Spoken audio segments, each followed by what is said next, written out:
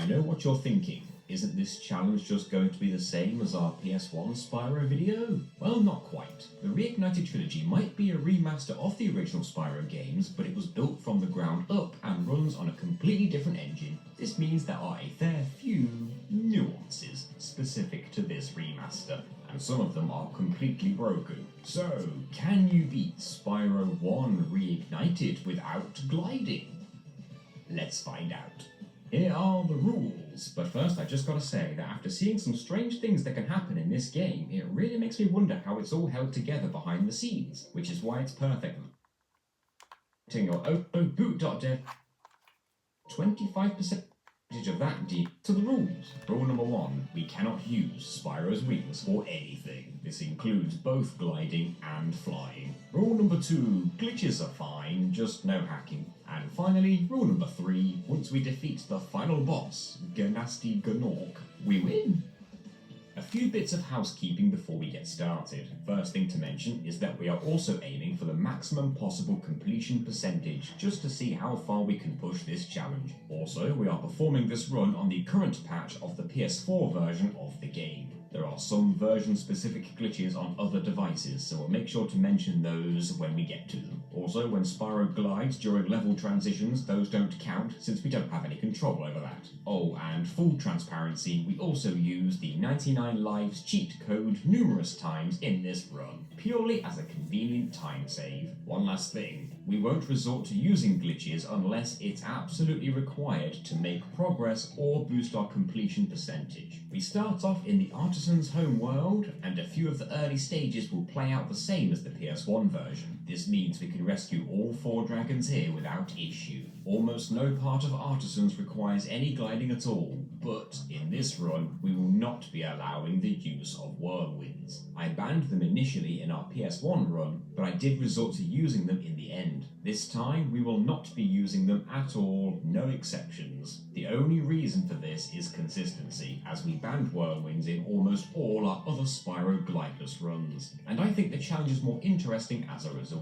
This does mean that we can't access the gems on top of this tower, or the entire level of Town Square. We can just about break this chest for a green gem though, but alas, it's those few gems up top that prevent us from beating Artisans 100%. You can still reach this platform with a well-timed charge jump. In fact, you can also get out of bounds very easily in Artisans by just wedging Spyro in this corner. How is this still possible 6 years later? One last thing to mention before entering our first portal. We won't be able to play any flight level in this entire run, as these levels require flying. Each flight level would have rewarded us with 300 gems upon completion, and there are a total of 5 flight levels. That's already 1,500 gems out of the maximum 14,000 that are off limits in this run. The first portal we enter is Stone Hill. This level has a lower half and an upper half. The lower half is easy, everything is within reach down here. We don't jump down the well just yet though, we need the key down on the beach first, although the only way back up from the beach is to ride a whirlwind. But if we death abuse by jumping into the water, we respawn at the last dragon pedestal that we touched,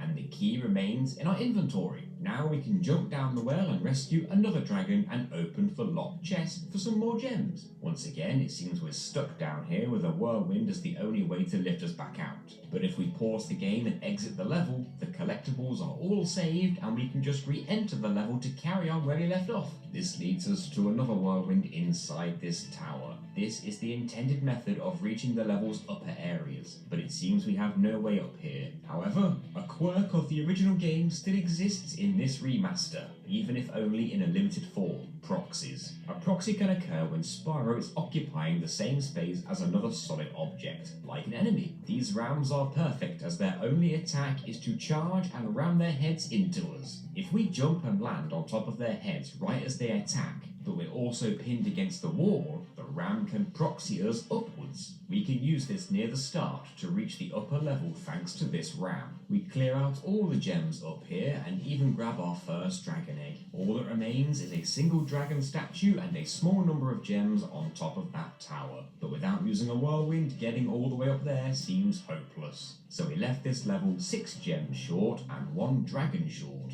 The next level is Dark Hollow, and this might be the easiest level in the run. Gliding isn't required at any point, and any gap we see can be charge jumped over. This gives me time to mention that the charge jump is a bit different in the reignited version. It feels a bit more like the charge jump in Spyro 2 and 3 now, whereas in the original Spyro 1, Spyro barely got any height at all. Although, something that was better in the original, if Spyro charged out of the air following a normal jump, he was able to cover quite a bit of distance, and that same method does not work in Reignited. Oh well, regardless of that, we can still get 100% completion in Dark Hollow. Now we face the first boss of the run, Toasty. This is another level that doesn't require any gliding, so this is another easy 100%. The only reason I say Dark Hollow is easier than this one is because these dogs still catch me off guard sometimes. Now we can travel to the game's second homeworld, Peacekeepers. The balloonist has set criteria that we must complete before he will take us to the next homeworld though, and this time he wants us to have saved 10 dragons, and even though we weren't able to access Town Square, we were still able to rescue more than 10. In Peacekeepers there is a bit of platforming, but we can easily reach almost every gem, dragon and dragon egg. The only real challenging part is reaching the locked chest at the end. In the original, we had to damage boost our way there and take advantage of a spinning backwards jump at the end. We can't use a spinning backwards jump in this version, but we can damage boost our way to this rock. To my surprise, Spyro can stand on this, and from here we can just reach the platform we're trying to get to. With that is 100% completion in Peacekeepers. Although it was this level we noticed that Spark sometimes decides he doesn't want to pick up certain gems. It's like I have to do everything myself around here. We enter the first level of this homeworld, Dry Canyon. Reaching the end of this level is simple. It's the optional paths that we struggled with. Something that helps a lot. Spyro can actually stand on top of these spikes that stick out of the sides of the buildings.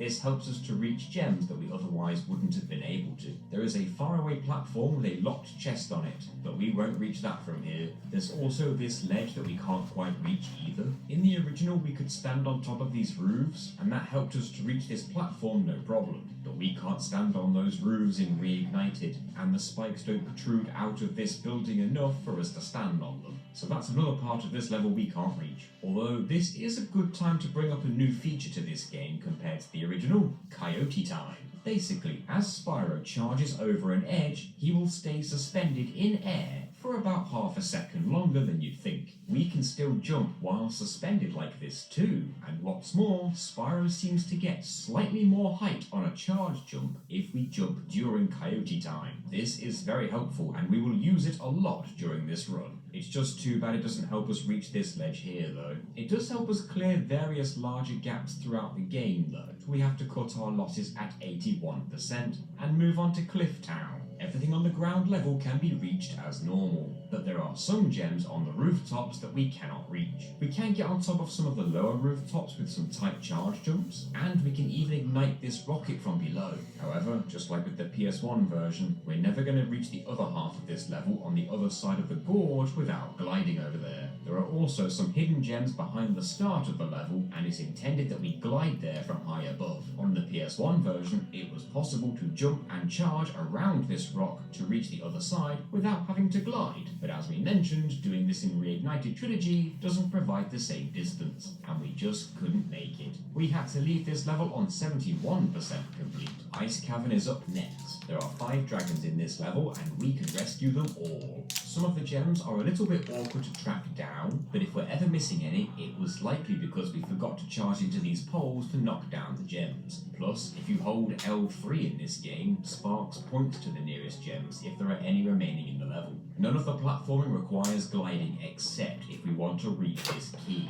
This lone, small platform is just out of our reach, no matter where we approach it from, regardless of how optimal our charge jumps were. This prevents us from collecting 2 red gems and from opening the locked chest from earlier in the level. This puts us on 368 out of 400 gems and 96% completion. That brings us to the second boss level of the game, Dr. Shem. Just like in the PS1 version, we're very limited early on. Both the boss fight and several gems are off limits as they require whirlwinds to reach. However, these large enemies smack Spyro if we get too close. It doesn't deal damage, but it does knock us upwards and backwards. backwards. If we time a jump right here, right as the enemy swings for us, it can knock us onto the top of the platform behind us. This helps us reach a couple more gems, but we can't reach any other part of this level from here. There is one more damage boost we can use thanks to the small running enemies. If we stand here against this rock wall, the enemy will charge into us from the left side and knock us right on top. That helps us get a few more gems and a key, but we can't reach the locked chest in this level anyway, and we also can't rescue the one and only dragon here either. Let's move on to the third homeworld. The balloonist requires us to have collected a total of 1,200 gems before we can travel there, but we have over 1,800 now. There are a couple of dragon eggs to be rescued in this homeworld, and here is also where we get our first taste of supercharging. We're going to have to get used to this. There's also a key we can find that opens a hidden locked chest earlier in the homeworld, but supercharging allows Spyro to break locked chests. So even though we did use the key in the end, keep in mind you can supercharge these chests to break them. That's 100% in the Magic Crafters. The first level in the third homeworld is Alpine Ridge, and we really can't do much here at all. It goes pretty much exactly like the PS1 version. There's a few gems at the start, then we rescue one dragon. We jump over a few wide gaps, and this is where we're stuck. Just like on the PS1, there's no way we can charge jump over this gap. We can't reach anywhere else on this level either, so we must leave Alpine Ridge far sooner than we'd like. And at only 24% completion, the high caves are up next, and there are two directions we can take right away. We took the high road first to rescue a dragon, but there's not much more to do this way. On the PS1, we were just about able to charge jump across these moving platforms, but we can't do the same in Reignited. We can still reach this roof for more gems though. That leaves us with the second path through the caves themselves. We can only kill the metal spiders once we have the super flame power up or the super charge, so we avoid them as best we can as we travel to the other side of the caves. Once we get our super flame power from this fairy, we turn back and kill all the spiders. Once we reach this area, we no longer have to worry about falling off the edge, as the fairies will catch us and return us to the top of the nearby supercharge ramp. The idea is to use this supercharged ramp to reach any area we cannot normally reach without gliding. This goes well with the smaller gaps as we grab more gems, rescue another dragon egg, and rescue the third and last dragon of the level. When it comes to the more distant ledge, it's intended that we ramp off here for height and then glide over to it, since we'll never reach it with a supercharged jump alone. There is a way though. As long as we keep the charge button held down and don't bump into a wall, Spyro will stay supercharging. This means we can supercharge jump over to the closer ledge at an angle and quickly supercharge jump over to the further ledge. We can grab more gems and rescue a dragon egg over here. It seems like we're trapped over here now, but as we said, we can fall off the edge and get carried to safety by fairies. The only gems left in this level now are the ones behind the two moving platforms, and the two gems that we would get for defeating the two enemies on those moving platforms. We can use the extra jumping height that Spyro can get from supercharging to reach this opening in the wall here. And this leads us to the other side of those moving platforms. But the big issue with supercharging is that it's not easy to stop charging once you start. Spyro will never stop dead if we let go of the charge button during a supercharge. He carries a lot of momentum with him as he charges. Also, Spyro cannot stop mid-air during a supercharge at all. Any jump during a supercharge is a commitment. We can bump into walls to kill our speed, and that's what we do once we make it through this opening. And from here, we can even use a regular charge jump to reach the first moving platform. There's no hope of reaching the second platform from here though. If we could maintain supercharge throughout, we could potentially make the jump, but that's a lot easier said than done though. We always ended up hitting a wall here, even when it looked like our aim was good. But then we had another idea. We can supercharge all the way back through the caves and to the start of the level again. The path is a bit windy, but as long as we don't hit a wall, we can make it all the way and just hit the last enemy. That is 100% in the high caves. Sometimes I surprise myself. That brings us to Wizard Peak, and right at the start of the level, we can see a side path on the left. This brings us to a whirlwind that's used to reach the rooftops of the first couple of buildings, which means all the gems up there are off limits to us. Inside Inside the buildings are several enemies, including the wizards on the balconies that we can't reach. It's intended that we drop down to these balconies from the rooftops, but of course we can't do that. Just after rescuing the first dragon of the level, we find another supercharged one. This is the first level that really starts to show how supercharging differs slightly compared to the PS1 game. The longer Spyro is supercharging, the more momentum he builds up, and you can see when the momentum boosts by the flames that comes from Spyro's feet. This provides further jumps when launching off ramps, which naturally helps us to reach the distant platforms. The plan is to use Supercharge to reach the balconies that we couldn't reach before. We found that we still couldn't quite make it up there, but do you remember when we said that Spyro gets more height if we charge jump during Coyote time? Well, it just so happens there's a hole in the middle of the room, and we can use that to our advantage. We supercharge right towards it and jump at the right moment to easily reach the balcony. And we only just managed to kill our momentum in time before we went right over the edge. We can use this exact strategy to reach the further balcony, only we sailed right over it this time. We still got the gem though, but we do actually want to land on that balcony. We realise that it's the closest platform to the rooftops that we can still reach, but the issue is we would need to take a left turn at a very tight angle as soon as we reach the balcony. This is where the momentum building mechanic is actually a detriment. We're simply too fast by the time we reach the balcony. It is possible to decrease our momentum mid-supercharge though. We need to collide with walls, but at such an angle that we don't bonk our head and keep supercharging. There are two walls we can use during this supercharge, the one before this bridge and the one just before the balcony. The lower speed allows us to take this left turn as tight as possible, which allows us to hit a Coyote time super jump. We hit the roof and roll right back off it again. It seems that even after all that, we still can't get the height we need to get up there. Thankfully, the rest of this level is all possible. Some of the far off platforms can be a pain to reach, but we can use our momentum killing strategy to help control how far we super jump. It takes a fair few attempts, but after a while we were able to rescue both dragon eggs, all the dragons, and grab every gem that's not stuck on those rooftops. Hopefully you can see now why the 99 life cheat was necessary. Can you imagine having to go back at the start of the level after every few deaths instead of the checkpoint? We leave Wizard Peak at 98% completion. The boss of the third homeworld, Blowhard, is not only easy, but his entire level is just as easy as he is. The short level is very linear and there's nothing out of reach. Most platforming the level has can be done with normal jumps. There is one gap that requires a charge jump, but that's it. With that, that's 100% completion here. The fourth homeworld is Beastmakers, and all we need to fly there is 5 dragon eggs. We have more than enough by now. There's not a lot of platforming here. The gaps between the electrified floors are generously small. The gaps in the swamp area are a bit wider, but it's nothing we can't clear with charge jumps. There is a well we can jump down to find the portal to a flight level along with some gems, and this traps us down here with a whirlwind as our only way out.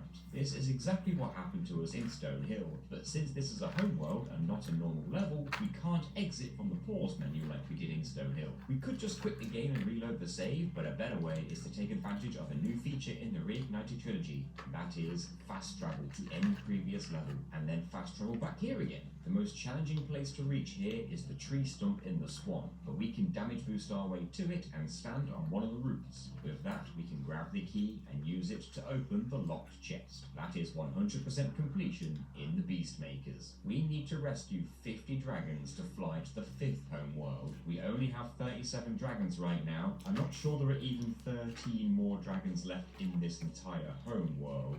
Let's see how things go. The first level here is Terrace Village, and the beginning of it is quite simple. It seems the game has ramped up the number of enemies rather than the platforming sections, although it's right at the end of the level where we get stuck. We can just about make this jump here with maximum Coyote time, but unless we use this whirlwind, we can't make any more progress. And we can't even reach the vortex at the end of the level. This also means that we can't reach any of the roofs in this level either, as it's intended that we glide from roof to roof. All this prevents us from reaching are several gems, but there are also rockets on the roofs that we can't ignite. So that's even more gems we're missing out on, since the only way to open those locked metal chests is with those rockets. At least we're able to rescue both dragons on this level to put our total on 39, so we'll move on to the Misty Bog. We tend to need damage boosts to make it across some of the gaps over the swamp water, but doing so allows us to reach almost anywhere in the level. At one point we'd taken enough damage from the enemies that we couldn't damage boost our way off this island, And since we rescued a dragon on this island, that checkpoint is here. That meant that even death abusing wouldn't get us off this island,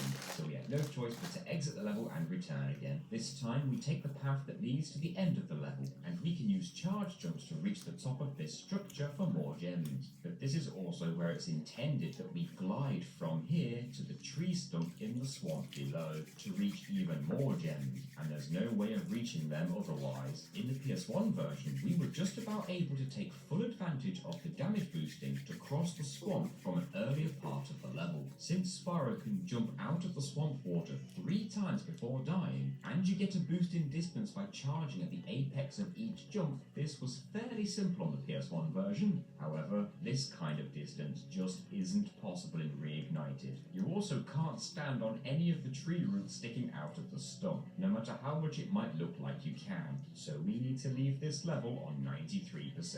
Next, it's time for everyone's favourite level, Treetops. Our first goal is to reach any supercharge ramp we can, as supercharging would be our solution for almost all of this level. The only challenging part that separates us from a supercharge ramp is this gap here, and thankfully it is just possible to clear this gap with maximum coyote time off this very corner. Since there's a dragon to rescue here, that secures this spot as our checkpoint. Anyone who's played this level will know that from here it's all about chaining together supercharges from one ramp to the next to build enough momentum to reach the various far-off platforms. Even though supercharging for a few seconds builds Spyro's speed, chaining multiple supercharge ramps together still builds up even more speed. Casually, we would just glide at the apex of our massive jumps to safely reach any island we want to land on. Of course, we can't rely on that. There is one island we cannot reach without gliding. We can get really close, but when using the intended path,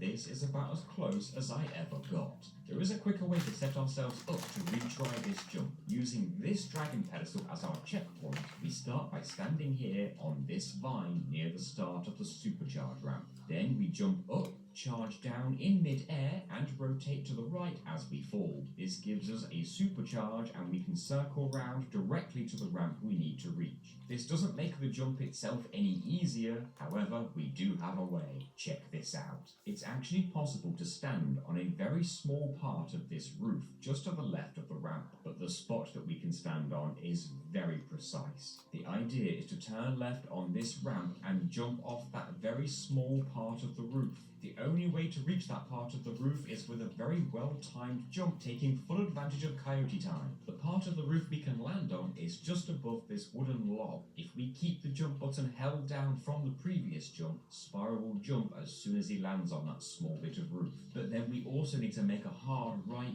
turn to avoid bonking into the roof itself. If we can chain all that together, we can just make it to the one and only island that we couldn't reach. We just need to aim for the building on that island to kill Spyro's speed, or we'll sail straight off the edge. With that, we managed 100% completion in the treetops. Now for the boss level of the fourth homeworld, Metalhead. As is the theme with boss levels, it's quite short. Early on, we can see a couple of roofs that we can't reach, just like on the PS1, so we'll jump down to the sewer area instead. Down here, we find a few gems and a key, but since the only way back up is with a whirlwind, we need to death abuse to spawn back up top with the key, just like we did in Stonehill. From here, we can rescue the one and only dragon in the level, and face Metalhead himself. We charge into these pylons when they're green to make him run away, and we grab all the gems on the pathway as we go. This includes this path to the left that leads to the locked chest. We need to charge into even more pylons, but before we do that, we want to wait a while. Metalhead will throw monkey enemies at us, and each one that we dodge will drop a gem. If we defeat Metalhead too early, the remaining monkey enemies that don't get thrown will remain on that roof above Metalhead, and we'll never be able to reach them from here without using a whirlwind. Only when there are no monkeys left should we charge into all the pylons and end the fight. Just beyond this is where we see that whirlwind that leads to the upper floor of this building. We already got all the Monkey's gems up there, but there are still some more gems up there we can't get. This means we must leave here with 95% completion. Now, we want to move on to the next homeworld, but as we mentioned, we need to have rescued 50 dragons. After rescuing as many as we could on this homeworld, we now have a total of 47. We are 3 dragons short, and this is the very same thing that happened to us on the PS1 version of this run. Back then, the only solution we could come up with was to be less strict with the rules and allow whirlwinds. Doing so meant we could access Town Square, and there are 4 dragons there alone. We're not going to tamper with the rules this time. If we want 3 more dragons, we need to start exploiting a few of the game's mechanics. I would hesitate to call these glitches, but I'll let you decide. First, we return to Stone Hill. There was one dragon we couldn't reach here, and it was on top of this tower. But with how small our first ram proxy was, it doesn't seem like a ram proxy would be the answer. But check this out. If we stand right here, just to the right of the tower's archway, and then time a jump just before the ram attacks us, and also make sure to land on the ram's right horn as it attacks, we can get a very high ram proxy. That was harder than it looked, but with that, we now have 48 dragons in total, and we've also beaten Stone Hill 100%. That was just a proxy though, not really a glitch, right? So let's move on to the next dragon. We're going back to Dr. Shem. We will use the same damage boost we used last time on our first visit to get back up to this ledge again. We couldn't make any progress here last time, as we're too far away from the rest of the level, but would you believe this part of the ground on the right side has invisible collision? You can stand as far as this, which I never would have worked out myself, so thanks to the helpful people in my chat for this one. We can't see where the invisible collision ends, but we still need to get Coyote time before jumping from it, otherwise we won't make it over there. It's still very possible to do though, and that is our 49th dragon rescued. While we're here, we will defeat Dr. Shemp, of course, to grab more gems, and as long as we use that proxy we used from earlier to reach the key, we can even open the locked chest. That puts us on 93% completion for Dr. Shem. Invisible collision still isn't really a glitch though, right? The 50th dragon might be the more surprising one. When I learned this, it sounded far too unbelievable, but it's totally true. Did you know that in the Reignited trilogy, if you leave the game running for 75 minutes, excluding time spent in menus and excluding time spent on the pause screen or load times, Spyro will suddenly be able to jump ever so slightly higher than normal? I found it hard to believe, but the speedrun community all swore by it. It is a commonly known glitch in the Spyro speedrun community. I even tested this myself here in Clifftown. I waited until we were a few seconds away from the 75-minute mark, and then I jumped up and down on the spot over and over. At first, I didn't notice any difference, but after reviewing the footage, you can see the difference in height. With how long it's taken us to get this far in the run, we've definitely been playing for over 75 minutes by now. We actually tried to use this new small amount of height to see if we could make any of the jumps we couldn't quite make before. Things like reaching this tower in the Artisans in hopes of reaching Town Square, or maybe reaching the key in the Ice Cavern so we could get the last few gems there. But even though we were slightly closer, despite my best efforts, we still had no luck of reaching anything new. Except for in Dry Canyon, right at the very end of the level, there is a dragon we couldn't reach. If we stand on the right side of this bridge and charge jump forwards with Coyote time, we can get just enough height to reach this platform. From here, reaching the dragon is trivial. We can also grab the key here, but the locked chest is on a distant platform that we will still never be able to reach. You can decide whether this 75-minute thing is a glitch or not, I don't know anymore. But this does mean that we now have 50 dragons. We can fly to the 5th homeworld, the Dreamweavers. And just like in the PS1 version, we get stuck immediately. The first gap we see is too wide, and we can't reach the other side without gliding. This was another time where we had to bend the rules slightly on the PS1. We allowed one glide as long as we avoided all collectibles and level portals within this homeworld. But this is a perfect time to clear up a mistake I made in that PS1 video. It turns out this jump is actually possible. It was proven by someone more talented than I, RJ Waters. In fact, embarrassingly, this technique that RJ Waters uses, where he jumps, charges, lands on the edge, jumps jumps again with added momentum and then charges at the apex. This can actually be used to clear a few gaps in the original PS1 Spyro that I failed to clear in my video. You can tell it was one of my earliest challenge runs by the lack of research. Sorry about that, everyone. Returning to the reignited version though, this jump is legitimately impossible this time. That same technique we saw on the PS1 will not work here. So we are actually stuck here for real this time. This is as far as we can get in Spyro 1 without using his wings, unless we allow glitches. It's time to learn about a very useful glitch called level storage. The basic explanation is that we want to load 2 levels at once. This can be done by both leaving and exiting a level at the same time. The way to do this is simple. If we pause the game, the pause screen tells us what level we're currently in. If we pause the game on the same frame that we hit a level portal, the pause screen will say that we're in the level already before it's even loaded properly. We also have the option to exit that level despite not being in it yet. If we do that, Spyro both enters and exits that level at the same time.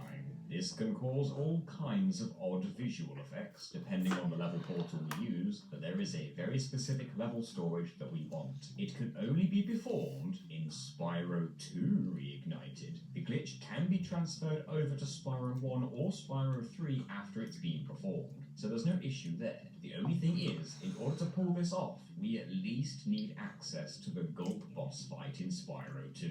Casually, that means reaching the end of the first 14 levels in Spyro 2 to collect all 14 talismans. I feel the spirit of this challenge wouldn't be intact if we didn't get those 14 talismans without using Spyro's wings. And if you want to see how we did that, stay tuned to the channel for our Spyro 2 Reignited Glideless video. Or if you're watching this later, then maybe it's the next video in the playlist. Anyway, here's how it's done. Once we have access to Gulp's boss arena, we enter the Autumn Plains homeworld and make our way to the hold that leads to Gulp. On the way there, enter one of the other level portals, it doesn't matter which, but I usually choose Shady Oasis. Feel free to skip the level's cutscene and pause and exit the level right away. This is done to manipulate RNG for something coming up. Now we stand in front of Gulp's arena entrance. Just like with the level portals, we can pause the game on the same frame that we enter the level and then select exit level. Boss levels work a bit differently compared to other levels. They don't actually load until the cutscene is finished playing, so we're exiting the level before it actually loads in. You can't tell by looking, but what this has done is return Spyro to the homeworld during the cutscene.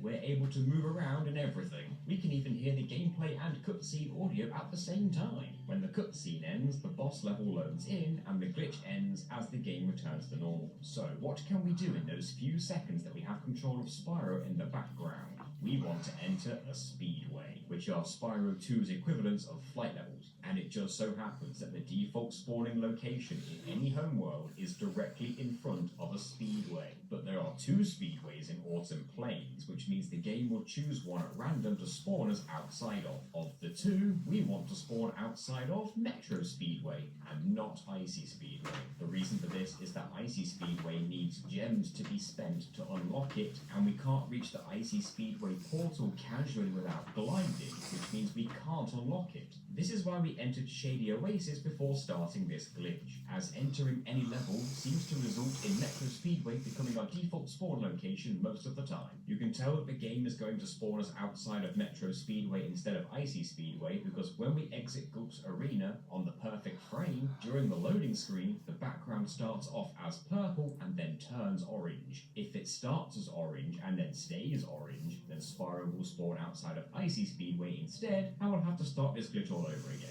Of course, we're controlling Spyro blind for the next step, as all we can see is the cutscene. First things first, we will know that Spyro can be controlled because we hear his feet hit the ground, or a better way to tell, if you're using a controller, it will vibrate. After Spyro spawns outside of the Metro Speedway, we want to walk into Metro's portal. Since Spyro has his back to the portal, all we need to do is tap the left trigger to center the camera, walk down right a single step, and then hold down. We'll know we've gotten it right if we see a Spyro silhouette in the bottom right corner of the screen. In a few seconds, we hear the speedway loading in, and and since the speedway starts Spyro flying automatically, we need to spam the charge button to nosedive into the water right away. We can hear a menu window pop up in the background, which is the speedway's level asking us if we want to retry the speedway or quit. If we just press X to retry, the speedway loads back up again. So what we want to do is press X and then immediately spam triangle to skip Gulp's cutscene. This means that now the speedway and the boss arena are both loading at the same time. At first, it doesn't look like anything happened, but if we die and respawn in this boss fight, the game now thinks we're in a speedway at all times. This is the power of level storage. This means that we get all the benefits of being in a speedway, but in any level we want. The main benefit is being able to fly anywhere, but that's against our rules. The benefit we want is unlimited supercharge.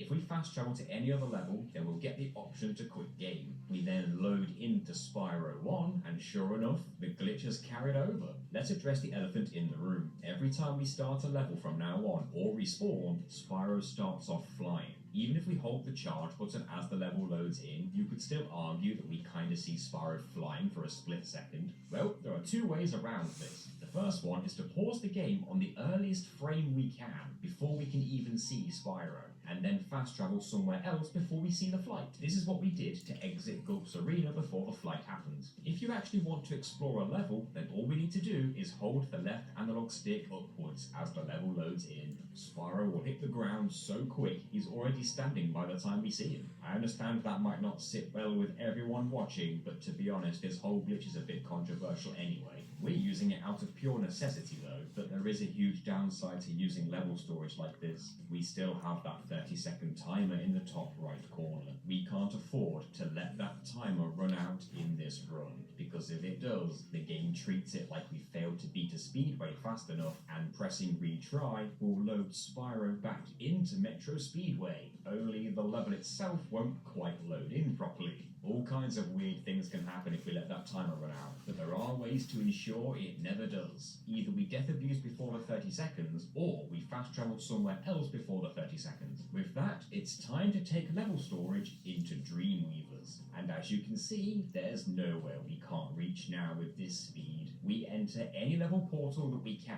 and then leave those levels right away. This is just so we can fast travel back to those levels later on. As for the homeworld itself, we can use Supercharge to reach just about anywhere we want, which is handy as there are several floating platforms that we would never reach otherwise. The hardest platform to reach is the one with the dragon on top of it, but it is just about possible. From here, we can reach the magic cannon that allows us to shrink the big armored enemies, which is required in order to be able to defeat them. There are only two big armored enemies that don't get shrunk automatically, which is why the cannon is required. But these enemies are immune to being supercharged. Only a regular charge kills them. This is due to the game not being quite prepared to handle how these enemies die if you supercharge them, since you were never meant to be able to supercharge here in the first place. We can't even remove level storage after shrinking them, because when we return here, they're already back to their regular size. We can't shrink them without supercharging to reach the cannon, but we can't kill them with supercharge.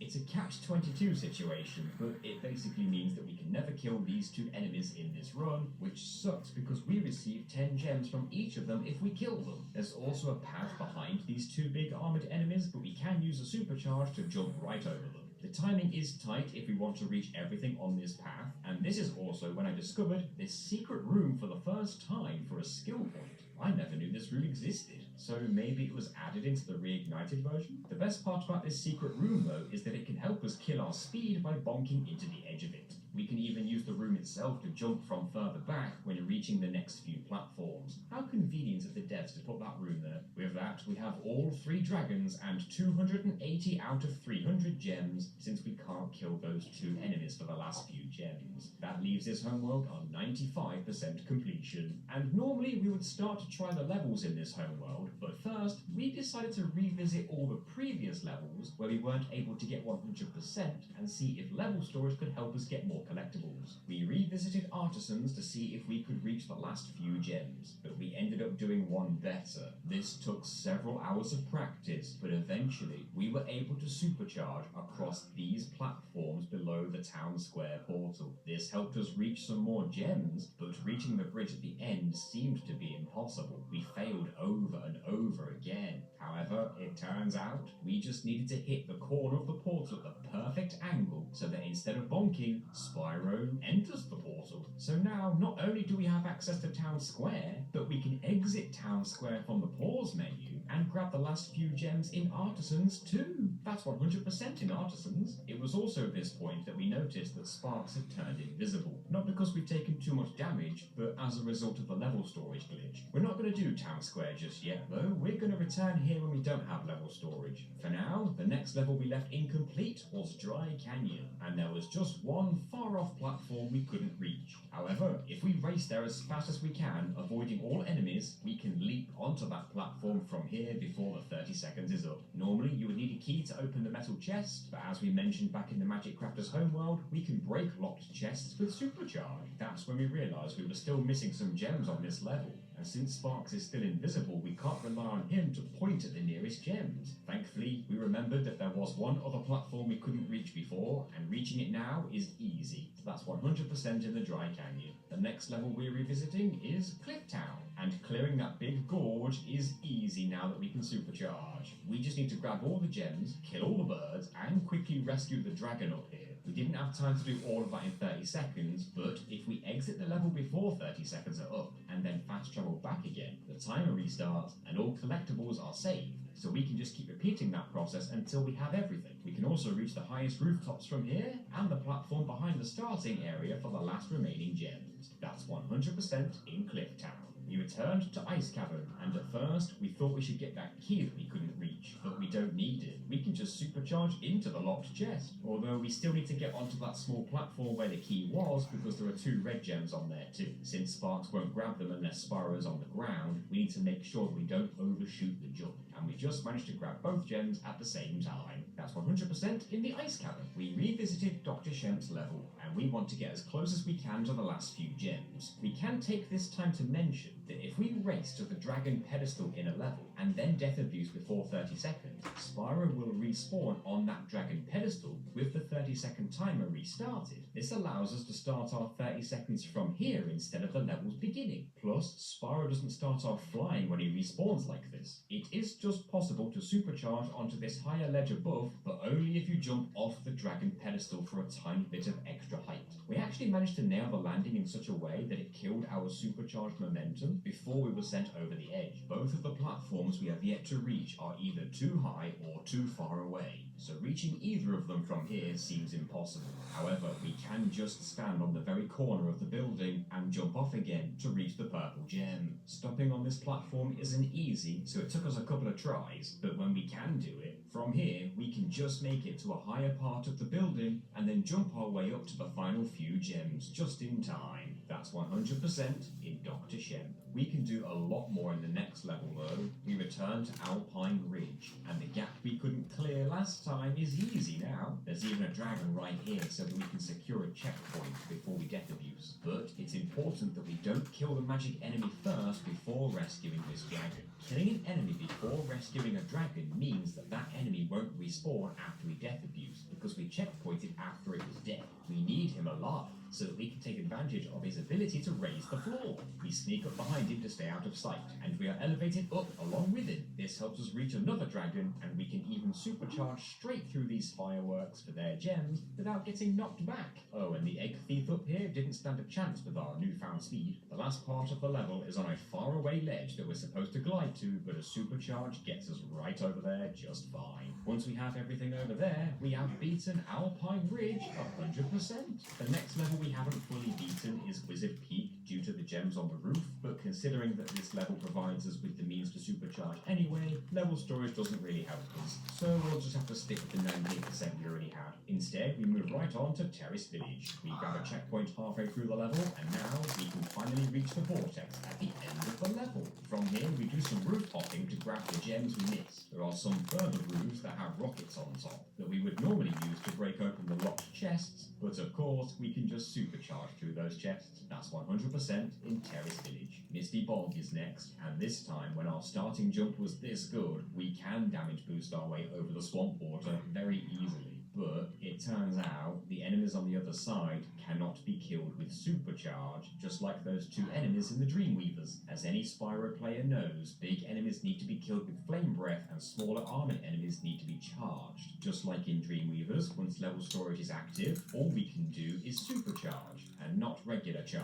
If the armored enemies in the level don't react to supercharging, then there's nothing we can do to kill them. I find this especially odd as there are many other enemies in many other levels that do try to supercharge, even in levels where there is no way to supercharge in the first place. It must just be on an enemy by enemy basis, and the only way to remove level storage is by either closing the game or re-entering Metro Speedway in Spyro 2, so there's no chance of deactivating it on this platform. We were able to boost our completion percentage to 98 though, but just when we thought there was nothing else we could do here, something was discovered whilst I was making this video. Since I recorded this footage later, we've already removed level storage. Check this out. The vortex at the end of the level is directly below the tree stumps. If we jump right here, we land on top of even more invisible collisions. Spyro just kind of bounces up and down when standing here, and if we time our next jump as Spyro bounces up, we can ensure maximum height and just reach the swamp water above the waterfall. This allows us to damage boost onto this stone wall. From here, we can damage boost to the tree stumps, and this allows us to reach those small armored enemies without level storage, and take them all down for 100% completion. We get level storage back again and fast travel back to Metalhead, and this level was a fun one with supercharge. First, we race to the one and only dragon pedestal in the level for a checkpoint, but then we quickly backtrack a little bit so we can death abuse. When respawning, we need to be careful not to go straight forwards and into the Metalhead boss fight, since we get locked in there. Our goal is to reach the high platforms near the start of the level. We found a specific path that allows us to reach those platforms, but we need to be quick. We run back up the ramp and U-turn to the right. Jump off the edge to reach this roof. From here, we can jump over to the small platform. After a death abuse, we take the same route as before, only this time, when reaching this roof, we turn around and jump on top of this wall. Then we turn around again and jump on top of this even higher roof. And then we jump to the left to reach these gems. The final few gems are at the end of the level, and the only way there is to defeat Metalhead's first phase again. Luckily, supercharging into the pylons breaks them regardless of what colour they are, so this makes it much quicker. Once he starts to run away, we can charge ahead of him and use the ledges on the left to jump straight to the roof that we couldn't reach before. Just like in Misty Bog, we can't supercharge the armoured enemies, but as long as we allowed Metalhead to throw all the monkeys at us in our first visit, then we don't need to defeat any of the monkeys up here. Once we grab the last few gems up here, we have 100% completion in Metalhead. We want to head to Town Square now, but since we've not tried to beat this level yet in this run, we will try it without level storage. We can fast travel to Town Square since we've already unlocked the level, and rescue the first dragon near the beginning. This level is essentially a gliding tutorial since there are several gaps throughout, and on the PS1 version all the gaps could be cleared with jump charges. In the reignited version, these gaps can be cleared with Coyote Time. Something else that worked on the PS1 but doesn't work here are rotation jumps. Turning on the spot as we jump provides slightly more height than usual, which meant we could reach the end of the level right from the start, but in this version we have another way. It turns out that if you talk to this fairy to replay the dragon cutscene and then quickly stand right here as the dragon is despawning, Spyro gets pushed up and on top of some invisible collision. This doesn't work for the vast majority of dragons, and this is the only one where it proves useful, as we can charge jump straight to the platform near the end of the level. Apparently, the reason this works is due to the stone that the dragon was carving. Its collision is stored above the dragon pedestal, and it can lift us up when it returns to its original position. This basically gives us access to almost the entire level, but there is still a dragon egg thief on the high platform that we still can't reach. Of course, we're supposed to glide there from the top of these stairs, but there is another way, and it's made considerably easier if we have been playing for over 75 minutes.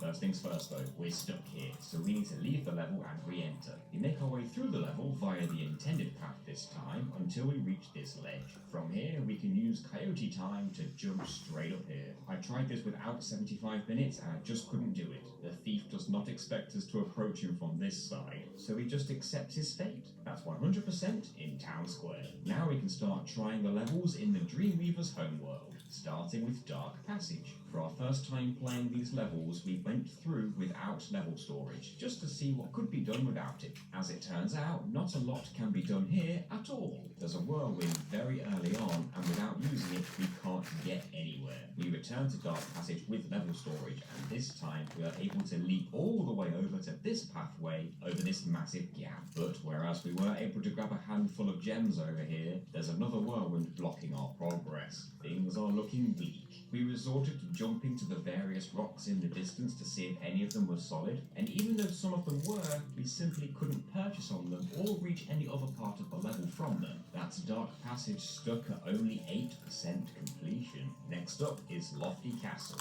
and this level has a lot of whirlwinds, more than any other level, and they were intended to be used throughout most of the level. In fact, the gimmick of this level is that we're supposed to rescue fairies from their cages so that they can reactivate whirlwinds. Taking full advantage of Coyote time, we were able to platform our way to the level's first dragon, although we regretted freeing these fairies as their whirlwind got in our way. We can fall down from here, but there's no way back up again without a whirlwind, so as soon as we grab everything down here, we have to exit and re-enter the level. The big armoured enemies in this level can only be killed by popping their balloons, but if we can't reach their balloons, we can't get their gems either, which is the case for the ones inside here. It isn't long until we reach this dead end. We'll never clear this gap without level storage, so let's get level storage back. This gap is now trivial with a supercharged jump. There are still a few high up parts that we can't reach no matter how good our super jumps are. It's intended that we use a whirlwind to get to the top of a tower and then use a supercharged ramp to land on a ledge that we've not yet been to. But since we have supercharge anywhere, we can skip the whirlwind by jumping over to this ramp, and then from here we can ramp off to that ledge. We struggle to reach any more parts of this level though, as it's just so dependent on whirlwinds. But as we were trying, we discovered that these particular big armoured enemies can be killed by our supercharge. Perhaps due to there being a supercharge ramp in this level, but I'm not complaining. This meant that we could defeat the balloon Norks inside when they floated low enough. But better yet, we even managed to just hit this balloon Nork in the distance. We died for it, but we kept the gem. There is only one more gem in this level that it seems like we can reach, and here is the path to get there. We start at the first dragon pedestal of the level, and we jump over to the small bridge on the left.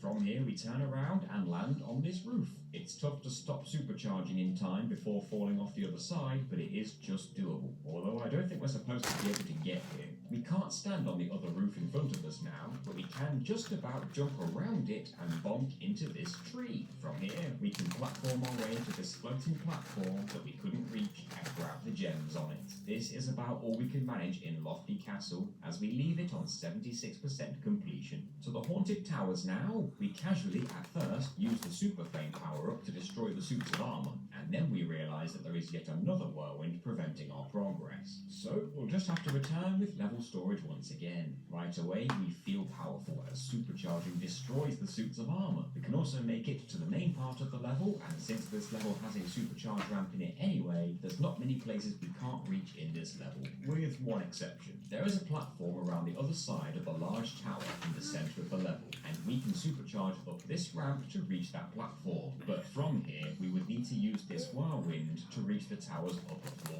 This prevents us from attaining 100% in this level, but since every other location is reachable, we still end up with 70% completion. That brings us to the boss level of the Dreamweavers, Jacques.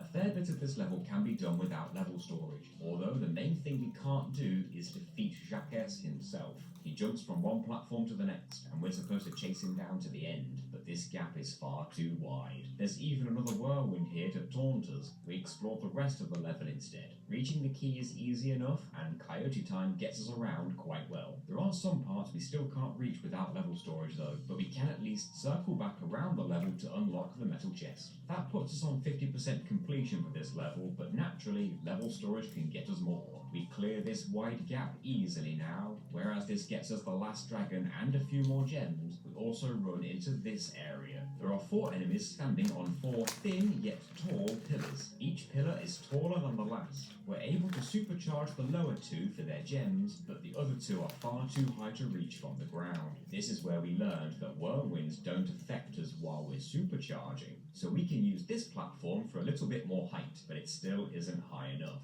The only way we can reach the 3rd tallest pillar is to stand on the 2nd tallest pillar, but with supercharge there's no way we're going to stop dead on that tiny platform, unless we bonk into the wall behind it to land on it.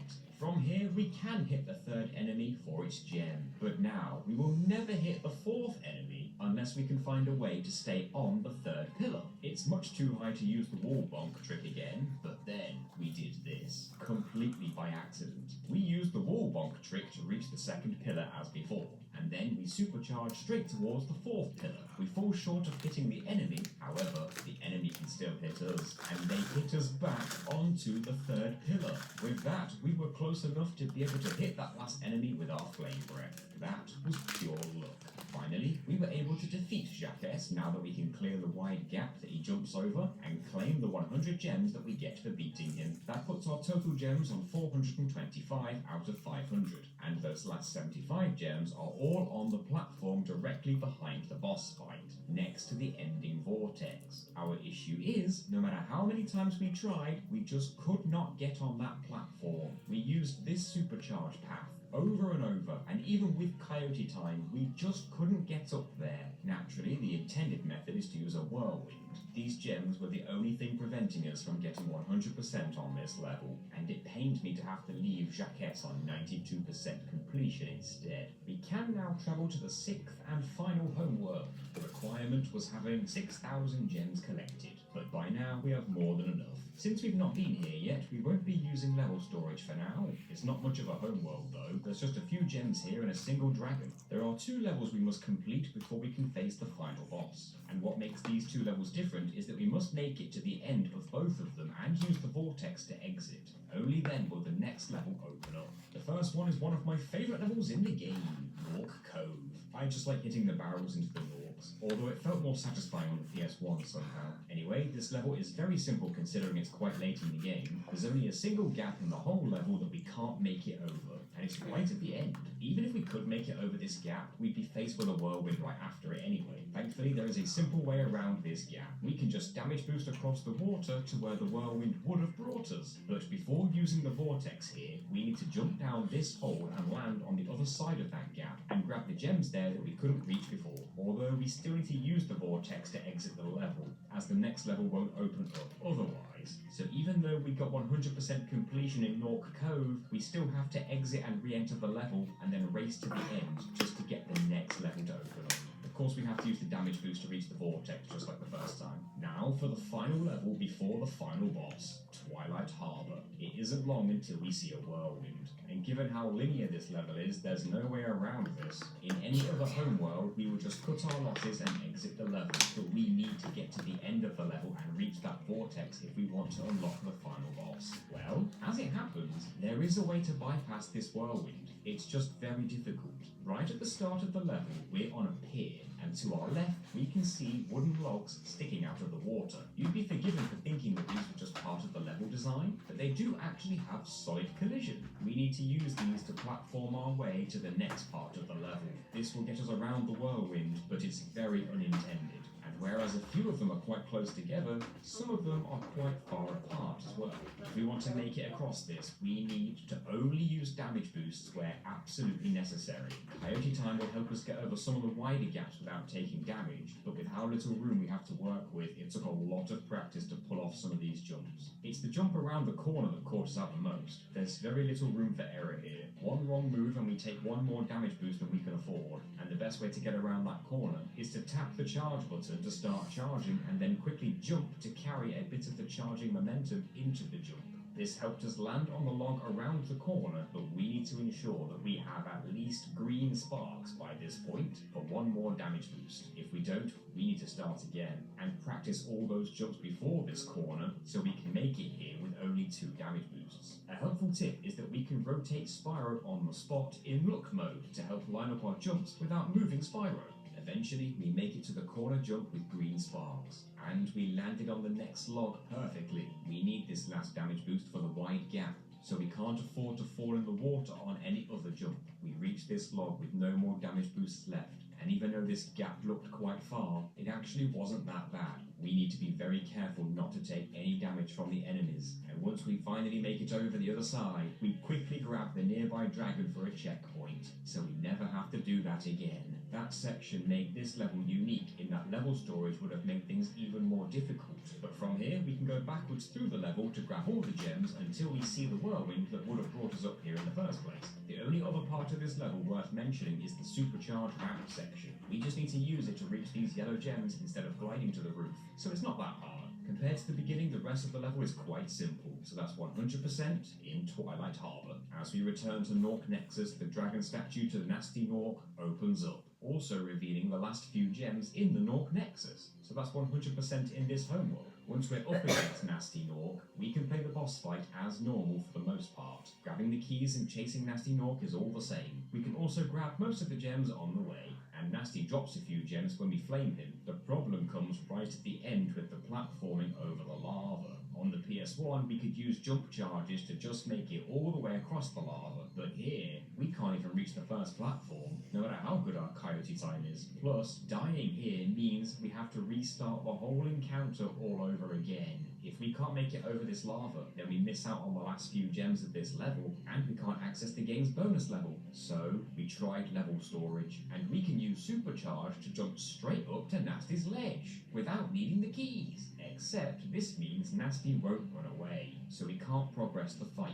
We can grab the keys pretty quick with Supercharge, and we don't even need to use the second key to lower the platform. As long as we have the second key, Gnasty will still run away if we jump straight up there. But now our problem is there's no way we can finish this boss level within 30 seconds. We could use shortcuts during the chase sequence to make Gnasty run faster, but it will never be fast enough. There are no checkpoints in this boss fight at all either, so either we beat the encounter start to finish all in one go, or we don't beat it at all. Unfortunately, that leaves this level on just 40% completion, due to how many gems Gnasty would have dropped if we defeated him. This looks like the end of the run. This is the final boss after all, and we've done all we can in every previous level. The bonus level's dragon statue won't open unless we collect 100% of the collectibles in the rest of the game. So what's next? Well, there is one more glitch we can use, and in my opinion, it's the most interesting glitch in the game. It's called Fairy Storage. And even though the devs tried to patch this one out, there's still a way to do it. The idea is to store a fairies menu whilst also opening the balloonists menu at the same time, in order to once again load more than one level at a time. If we stand on a dragon pedestal, we can talk to the fairy to replay the dragon's cutscene. There is a specific pedestal we want to use, and it's this one in the Peacekeeper's homeworld. We use this one because it's the closest to a balloonist. Just make sure to take out the surrounding enemies and burn the tent in the way. We need to stand about here so that we can talk to the fairy but also have a direct line between us and the balloonist. We talk to the fairy to open this menu. We then select continue, but then we talk to the fairy again on the next frame. You'll know you got it as the camera will barely move. From here, we select Replay Dragon, but then hold charge immediately afterwards. Our setup causes a delay with the cutscene, so we can charge forward before the cutscene plays. We select Replay Dragon, but then select Continue, but then we talk to the fairy again. We can talk to the fairy, but also have a direct line between us and the balloonist. We talk to the fairy to open this menu. We then select Continue, but then we talk to the fairy again on the next frame. You'll know you got it as the camera will barely move.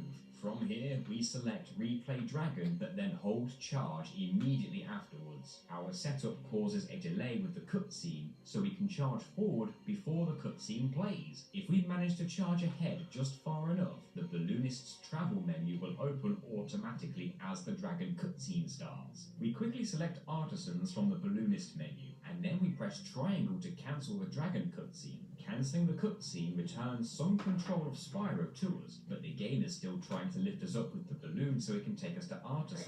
We can see the level deload below us, and even the balloon deloads visually, but there is still something down there. There's a square floating far below us. This square was always inside the mountain behind the Peacekeeper's balloonist, and And now, with that mountain deloaded, we can see it clearly. Since we managed to maintain control of Spyro, we can jump off the balloon if we want. This usually sees us falling into the void, and then the game loads us into Artisans as normal anyway. But if we wait for the balloon to raise just high enough, and then aim our landing perfectly, it is just possible to land on this square. And the reason we want to do that is that this square is a homeworld travel trigger left behind by the developers. Just touching this square opens a menu of all the homeworlds in the game. Even if we hadn't visited these homeworlds in this playthrough, they would still be in this list. The list even displays during this load screen that we're still on. We want to select Gnasty's homeworld, but we need to time it just right as the menu disappears. This ensures that both Artisans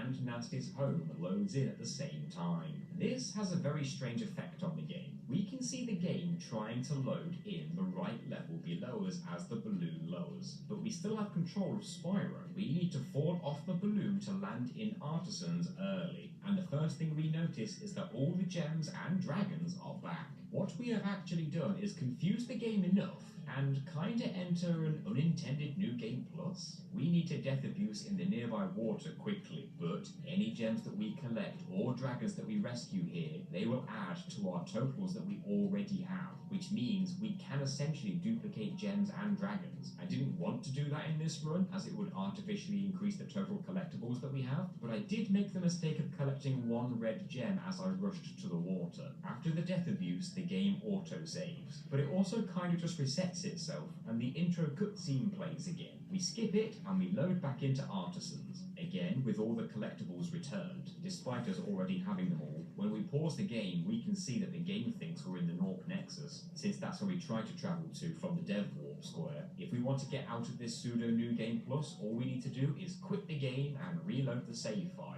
The game will now load in the Norp Nexus like it's been wanting to do, and with everything that we just did, we are now back to our original save file. However, loading in the homeworld this way spawns the second dragon that we need to rescue. Normally, we would need to defeat Gnasty Norp before we can rescue this dragon, but not only that, you may have noticed that this has also despawned all the dragon head statues. We believe this is due to loading in Artisans and Norp Nexus at the same time, since they both contain those dragon head statues. But whatever the reason, it's very convenient. In fact, this whole setup for fairy storage is very convenient. Peacekeepers just so happens to have a dragon pedestal close to the balloonist, and a dev warp trigger just so happens to be right behind the Peacekeeper's balloonist. Artisans just so happens to have one of those big dragon head statues that causes those same statues in the Nexus to deload, and the second dragon in the Norp Nexus homeworld just so happens to load in for us to rescue. But best of all, this means that we can now enter the bonus level, Gnasty's Loot, even though we don't have 100%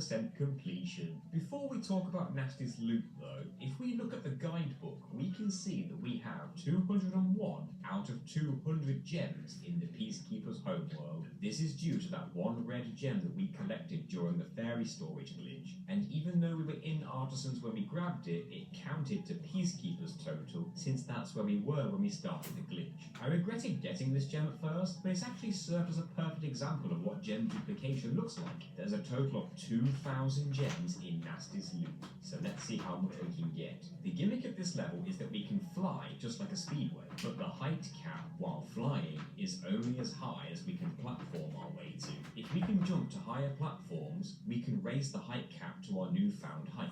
Our issue is, of course, we can't fly in this level, as that's against our rules, and the whole level is built around being able to fly. We start on an isolated platform, but we found a way to reach the main part of the level. We jump around to the right side towards the lava, and damage boost twice to reach this small ledge. From here, we damage boost once more to get across the lava, and we can just jump up to the platform above. We made it to the bulk of the level, but now we're sparksless. A small price to pay though. We can grab all the gems in this area, and we can chase down a thief to grab a key, which we can then use to open this door. That gets us 50 more more gems, but that seems to be the maximum of what we can do here with our limitations. This puts us on 400 out of 2,000 gems in Nasty's loot, but we know that level storage could get us more. With only 30 seconds, we need to be optimal with our supercharge routes if we want to collect as many gems as possible. This is the main route that we use multiple times to collect a good number of gems. We can light the rockets on these roofs to destroy the metal chests, but of course, supercharging into those chests breaks them anyway. The more we repeated this route, the further we could take it, as there were less that we needed to collect each time. Although at one point, the time limit did run out before we had a chance to fast travel or death abuse, and then we accidentally selected quit instead of retry. We'd never done this before, so we weren't sure what the result would be, and well, it's this. Just this. A black void with just a pigeon to keep us company. Because we also can't move anyway, with level storage, we were able to grab a total of 890 gems out of 2,000. We can even find one of the planes, but we can't destroy it until this door has been unlocked. So that doesn't help us. We can't reach anywhere else in the level without flying, even with level storage. It was only after using level storage that we discovered that if we don't use level storage, it's still possible to reach the second thief by jumping and charging into this wall at the perfect angle and bonking so that we bounce back onto the higher platform, which now means it's possible to get both keys from both thieves and open the door to release the plane. We can destroy that plane from the ground as it flies quite low and obtain the third key all without level storage. This would have gotten us a few more gems if we hadn't already used level storage to get here, so this has not changed our 890 gem total. Now, as far as this challenge is concerned, you, the viewer, are welcome to consider this the absolute maximum that we can do without gliding or flying. That would put the grand total completion percentage for this whole game on 87 out of 120, because Nasty's loot counts for an extra 20%. However, if we really want to push this challenge to its absolute limit, we can do one more thing. So far, we've been limited to 30 seconds during level storage, but it's possible to extend that time limit massively to 10 minutes. The only way to do this is to perform the level storage glitch using a speedway in Spyro 2 in the same way that we already have, except we use a speedway that's already been completed. Of course, this means that we have to use a pre-set up Spyro 2 save file that has not been following our no flying rule. This can easily be considered against the rules of this challenge, but it's up to you guys where you want to draw the line. Out of curiosity, let's see what more we can do with 10-minute level storage. The most obvious thing that we can do is defeat Nasty Nork now. The only issue we had here was the time limit, which means we can get 100 more gems and 100% completion in this boss level. We can even supercharge into him to deliver the final blow, but regarding every previous level that we haven't beaten 100%, having essentially no time limit on the level storage doesn't help us at all. In all those levels, we've already been able to take full advantage of the 30 seconds we had, as well as using the checkpoints in those levels as new starting points. We wouldn't be able to make any more progress in any other level, except for Nasty's loot. We've been able to reach the first plane for the key that it drops, and in a separate visit, we were able to reach the door that key opens. So we thought that we just need to grab the key and then jump up to open that door. How wrong we were. It turns out if you grab the first 3 keys, with the third one being from the plane, the height cap of the level is set to just above the height of this platform. This means that we can no longer supercharge back up to the central building that we used last time, which also means we can't jump to the third door. However, it turns out the height cap will be lowered again if you approach the steps that lead to the first thief for the first time. So this means that we can use supercharge to get the second key first from the thief on the grass, then supercharge jump beyond the first door so we can open the second door with the second key, since not just any key works on any door. Then we destroy the plane for the third key as it flies by. We now need to return to the bottom floor near the first thief. We approach that area from the side by going back up to the grass first. If we get too close to the steps in front of us, the height cap is lowered. But if we supercharge jump over those steps, the height cap is still lowered, but we also get just enough height to be above the height cap. This means that we can stand on top of the invisible height cap, like it's a big invisible floor. And from here, we can supercharge jump to reach the third door. Since we've already destroyed the first plane, we already have the third key for this door. There are 50 more gems inside, and we can even destroy the second plane before it takes off if we're fast enough. This gives us the 4th key, and the 4th door is right here. That gives us 10 more gems for a total of 950. There's no way we could have done all that in 30 seconds. This really is where the challenge comes to an end though. There is only one final platform in Nasty's loot, and it's on the other side of the map. The intended method is to fly all the way over there, since opening the 4th door raises the height cap as high as it will go. There's no way of reaching it from anywhere else in the level with supercharged jump, which is annoying because there is 1,050 gems over there. That leaves Nasty's loot on 47% completion. So, can you beat Spyro reignited without gliding or flying? Yes, you can. Can you beat it without glitches? No, you can't. Do I wish I had used glitches in the original PS1 video? Yes, I do, and I'll show you why. I recently learned about this glitch in the original Spyro that could have been very useful for the glideless challenge, and I believe it's called Dragon Hovering. When Spyro enters a portal from the home world, the game doesn't try to load that level until the camera touches the portal first. The camera will usually always follow Spyro into the portals, but if you can get the camera stuck on the edge of the portal itself, sometimes the camera fails to follow Spyro in when he touches the portal. This results in Spyro dying and respawning at the last checkpoint. But the game is now confused. From now on, if Spyro dies, he respawns at that same checkpoint again, but at a much higher altitude for some reason. If we defuse again, Spyro spawns even higher than last time. We can keep repeating this defuse to respawn higher and higher each and every time. Thinking of what I could have potentially used Dragon Hovering for in my original Glideless run, I really wish I'd taken the time to learn the glitches back then. I might even have been able to reach Town Square portal without using the whirlwind. Who knows? This is why I like using glitches in these runs. I know some people don't like it, but learning interesting obscure things like this blows my mind sometimes. Anyway, back to Reignited. These are our total percentages for all the levels in the game, and our grand total percentage is 90 out of 120. If you think you can do any better than this, please let me know in the comments. Or maybe we can brainstorm some new ideas together in our Discord server. Oh, and if you enjoy challenge runs like this, then maybe you can help us reach 100,000 subscribers. We're so close. Thank you all for watching, and thank you to those who helped me with this challenge. Tor, William Zingelman, and fellow challenge runner, The Box Links. Maybe check out a few of their challenge run videos as well. I'll link their channel in the description. Of course, here's a shout out to all our biggest supporters. They are 99 Elixir, Andrew McDonald, Borger Rami, Beef, Billy and Bookie J, CD Project 7, Chuckmaster Chan, DeBromba, Dime 1000, Dorian Amesbury, Electric Cola E Arrow, Kyle Hewitt,